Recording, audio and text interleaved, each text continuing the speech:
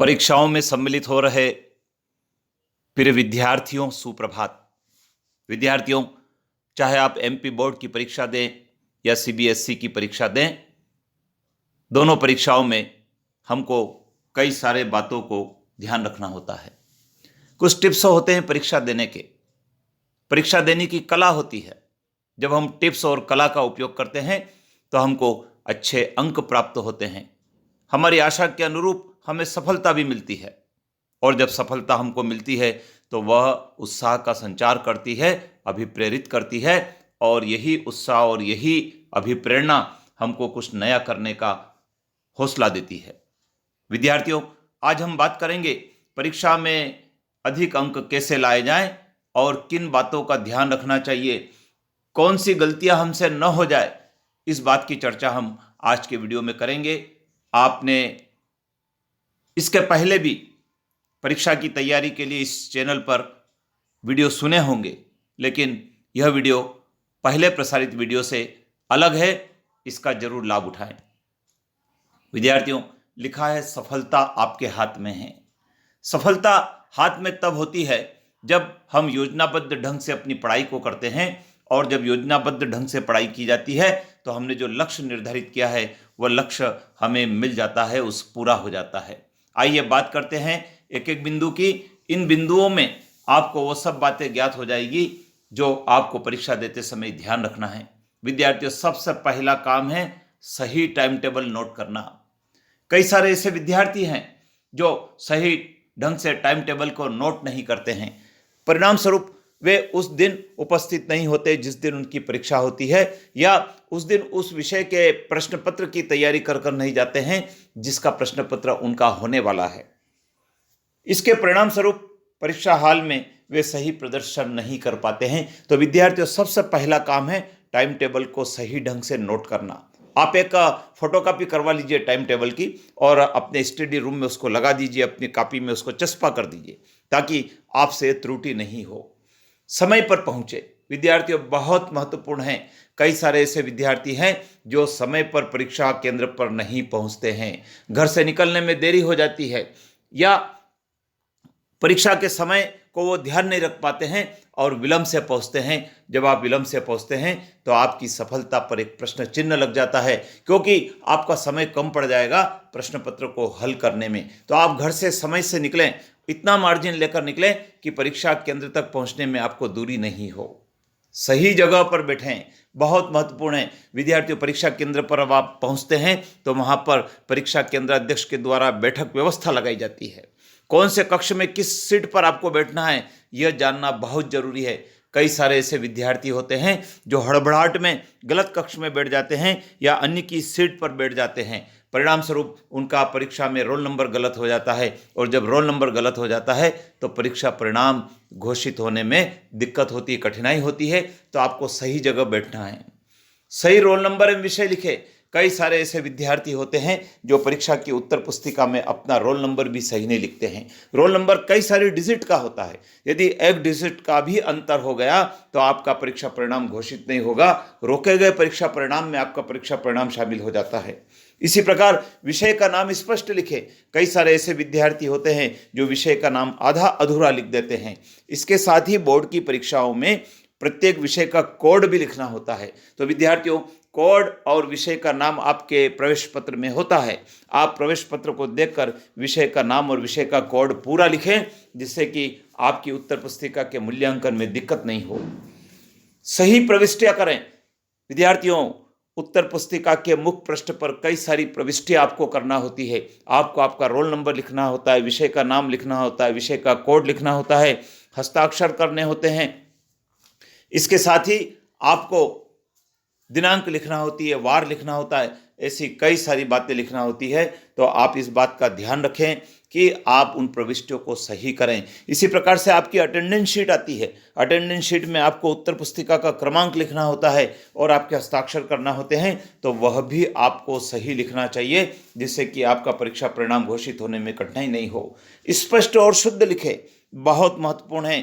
विद्यार्थी कई ऐसे होते हैं जो प्रश्न पत्र तो पूरा हल करते हैं लेकिन उनकी राइटिंग शुद्ध नहीं होती है, स्पष्ट नहीं होती है। सही लिखा होने के बाद भी उनको अच्छे नंबर नहीं मिल पाते हैं क्योंकि परीक्षक उनकी लिखावट को पढ़ नहीं पाते हैं, समझ नहीं पाते हैं। तो विद्यार्थियों, स्पष्ट और शुद्ध लिखना जरूरी है और स्पष्ट और शुद्ध लिखने के लिए एक बात का और ध्यान रखें, आपको अच्छे चलने वाला बॉल पेन ले जाना चाहिए। यदि बॉल पेन आपका अच्छा नहीं चलता है तो भी आपका प्रदर्शन परीक्षा में ठीक से नहीं होगा।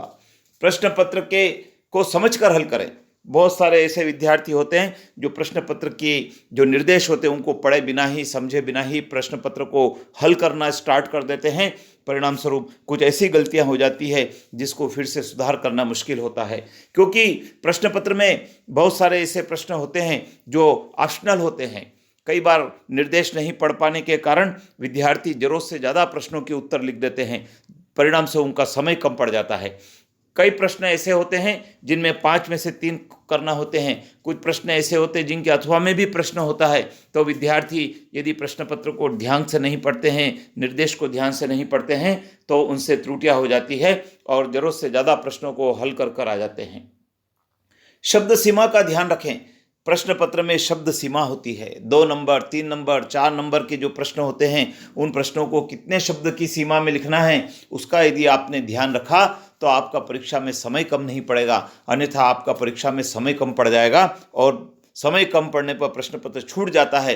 कई सारे प्रश्न जिनके उत्तर आपको याद थे आप नहीं लिख पाएंगे और आपके उम्मीद के अनुरूप अंक नहीं आ पाते हैं।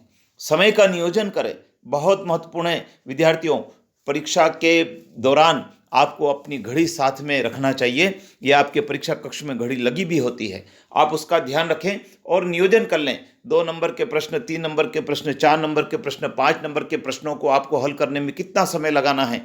कहीं ऐसा तो नहीं है कि आप पास पड़ोस वाले को देखने में आपका समय चला जाता है या यूरिनल और पेयजल पीने के लिए आप बार बार उठकर जा रहे हैं और आपका समय वेस्ट हो जाता है।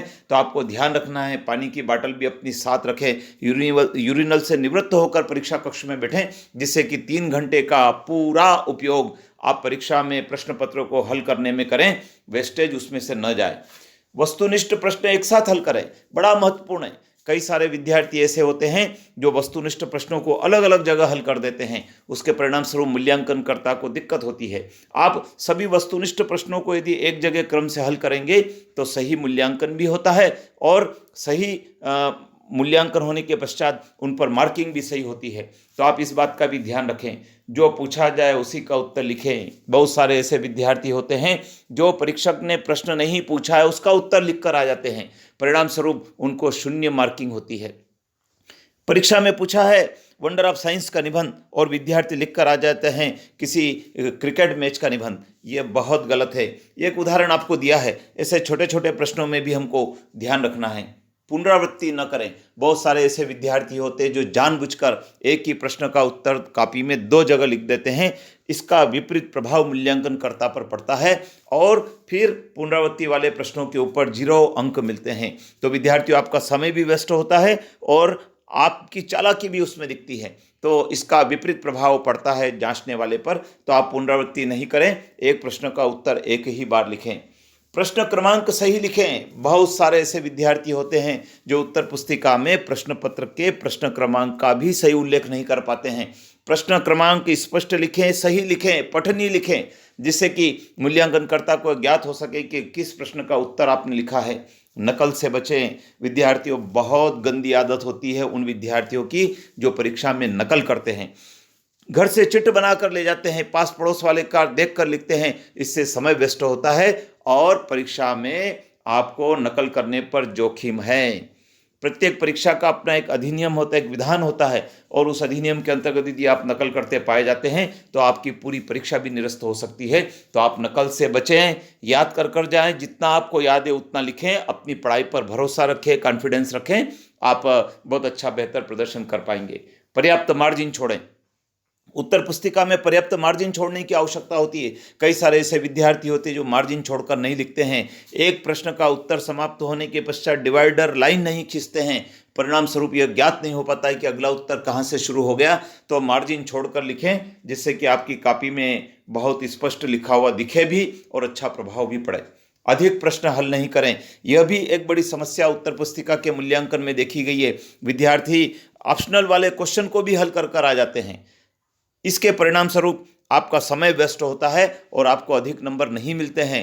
परीक्षक को यह ज्ञात होता है कि कितने प्रश्न विद्यार्थी को हल करना है और कितने प्रश्नों के ऊपर नंबर देना है। तो आप इस मुगालदे में न रहें कि आप ज़्यादा प्रश्न लिख देंगे तो आपको ज़्यादा नंबर मिल जाएंगे। जितने पूछे जाए उतना ही लिखें तो आपका सही मूल्यांकन होगा और आपके परीक्षा में अच्छे नंबर भी आएंगे। तो विद्यार्थियों, कुछ टिप्स थे जो मैंने आपके लिए तैयार किए थे इस वीडियो के माध्यम से। आपने सुने हैं, आप इनको एक कॉपी में नोट भी कर लें, बार बार सुने, अपने मित्रों को बताएं, उनको भी शेयर करें, जिससे कि वे भी आपके साथ कदम से कदम मिलाकर चल सके और वे भी परीक्षा में अच्छे अंक ला सकें।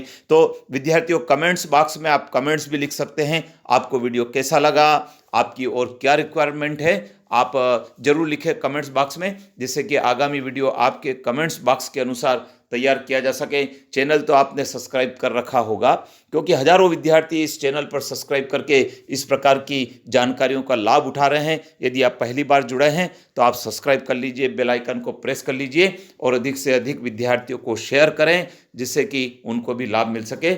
जय हिंद।